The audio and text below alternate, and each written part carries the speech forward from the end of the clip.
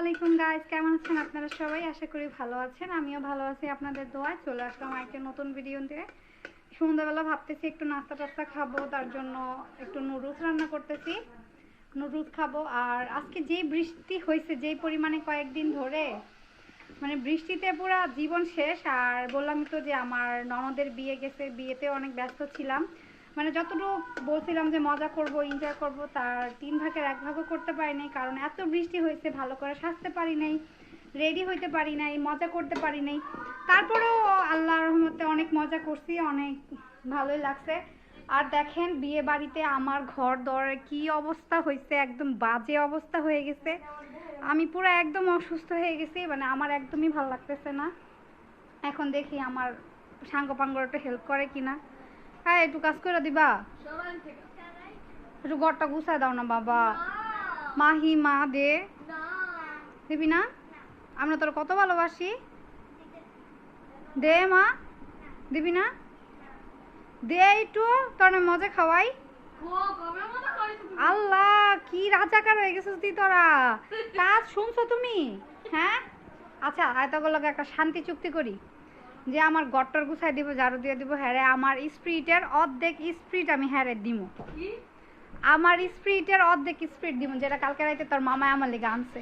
ওমা ওমা, কি করতেছস? হ্যাঁ হ্যাঁ, আমার হেল্প করতেছস? ও বাবা, আল্লাহ, আমি কি ভুল কিছু কয়ে ফেললাম? জ্যোতি, আমি কি ভুল কিছু কয়ে লাইছি? আমি খালি কইছি আমার একটু বিছনাটা গুছাই দেখা পারবো না। আমি কইলাম যে আমার স্পিরিটের অর্ধেক স্পিরিট দিমু।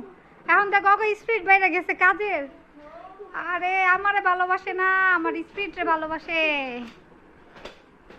দেখছেন গাইস কি অবস্থা?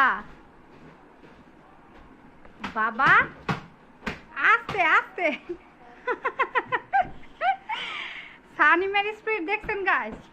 সানিম হেন্দে যেমন বাবা, মাহি হেন্দে এমন। দেখেন না, একদম পুরা সানিম বিছানা গুছাইতেছে, মাহি টেবিল গুছাইতেছে। সানিম পুরা মানে উত্তেজনায় পুরা একবার টান টান হয়ে গেছে দুইজনের মধ্যে। একবারে কে আগে তাড়াতাড়ি কি করবো দেখেন না। সানিম তো পুরাই পাগল হয়ে গেছে গা। আল্লাহ রে, আস্তে আস্তে আস্তে। ঘরটা মনে আছে একবার চকচকে করে লাবি। আবার কিছে? এ ঝাড়ু দেখা লাগবে না, রাগ আমি দিব না ঝাড়ু। আর এই যে দেখেন ঘরের ফাইনাল লুক। আগে কি ছিল বস্তি অবস্থা, এই খেলনাগুলা অগুছানো ছিল খাটের মধ্যে এলোমেলো, এগুলা গুছায় কমপ্লিট করছে সানিমে। থ্যাংক ইউ বাবা। এখন তোমার স্প্রিটটা তো আমি খাইয়া ফেলছি কালকে রাত্রে। আমরা কিডনি দেখতে দেখতে আমি আর জ্যোতি তোর মামাই মিলে খায়া লাইছি।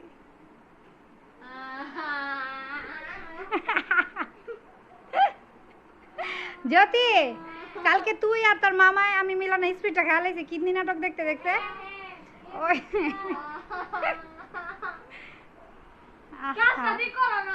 দেখছো, এটা হচ্ছে নিনজা টেকনিক কাজ করানোর।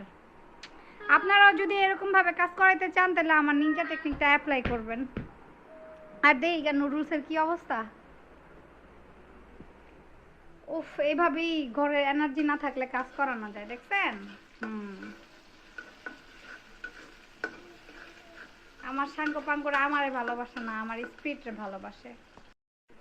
আর এখন তো ঘর টর গুছানো কমপ্লিট হয়ে গেছে, জাস্ট নুডলসটা রান্না করা বাকি আছে। আর বললামই যে ননদের বিয়ে গেল, বিয়ের ব্লগটাও খুব শীঘ্রই দিব।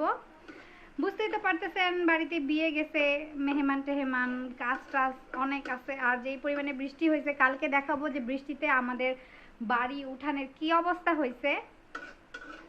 আমাদের বাড়ি তো পাকা বাড়ি, কিন্তু উঠানটা তো কাঁচা, মানে বৃষ্টিতে সবাই পাড়াইছে কাদা টাদা দিয়া একদম অবস্থা খারাপ হয়ে গেছে। মানে একদম চেনাই যায় না যে ওইটা আমাদের বাড়ির উঠান।